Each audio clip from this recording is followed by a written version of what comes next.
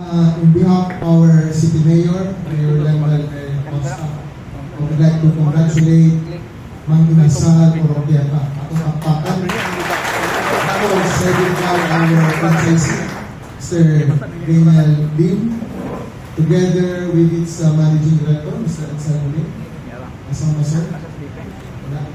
Busy na.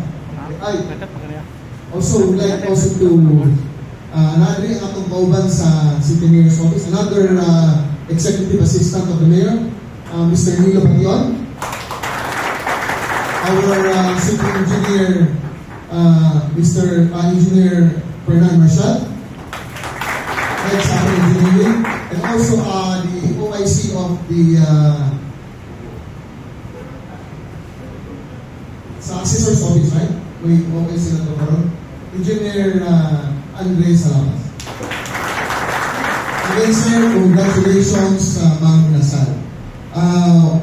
We are so blessed and we are so happy, considering that ang Mang Inasal has already transferred to a better location. Muna niyo sa Anandres Oroquieta, this is the gold place of Oroquieta. And it's so timing na nag-ianan rin.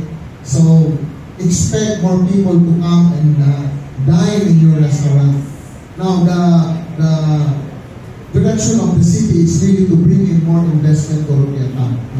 Our city mayor is working together with the city councilors and also his executive assistants to invite more and more investors here in Oroquieta. Di na ito ma-remote ka na ano lang tayo para kuminig na dagan every week, nasa tayo Centro Department Store, another mall is coming, it has already started construction, and hopefully by next year, naatay call center na masulubin sa Oroquieta.